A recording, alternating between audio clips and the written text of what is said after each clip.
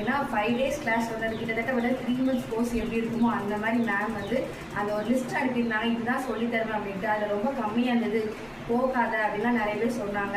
But நான் அதையும் தாண்டி ஓகே வேன் நம்ம போகலான்னு சொல்லி மைண்ட் செட்டில் தான் வந்தேன்.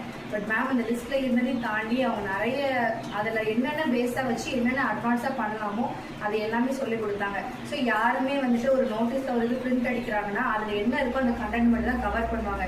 எக்ஸஸாக நம்ம லேர்ன் பண்ணணும் அப்படின்னா அதுக்கு தனியாக நீங்கள் பே பண்ணுங்க அப்படின்னு சொல்லுவாங்க.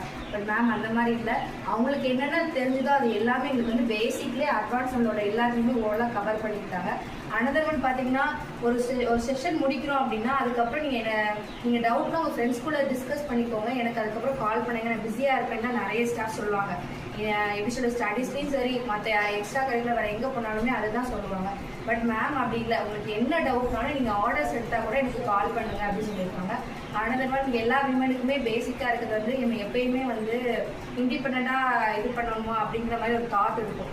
ஸோ அந்த தாட்டை வந்து ஒரு சில இடத்த நம்ம பிரேக் பண்ணோம்னா அது மேமோட அவங்க கிளாஸ்க்கு நீங்கள் வந்தாலே அந்த மோட்டிவேஷன் வந்து நமக்கு கிடச்சிது. ஓகே நம்ம இந்த மாதிரி இருந்தால் நம்ம லைஃப்பில் நல்லா வந்து ஒரு ஷைன் ஆகலாம் அப்படின்னு சொல்லிட்டு ரொம்ப தேங்க்ஸ் சரண்யா மேம். என்ன சொல்கிறதுனே தெரில, நாங்கள் வந்து வரும்போது நிறைய விஷயத்த கிளியராக வந்தோம், லேர்ன் பண்ணுறது வந்து மேம் மூலமாக எங்களுக்கு கிளியர் ஆச்சு.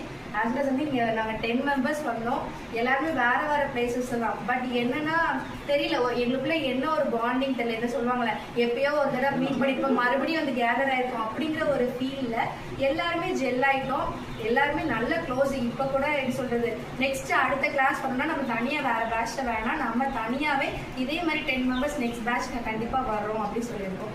ஸோ நாங்கள் அடுத்து என்ன பண்ணாலுமே எங்களோட சக்ஸஸ்க்கான கிரெடிட் வந்து சரண்யா மேம் தான்.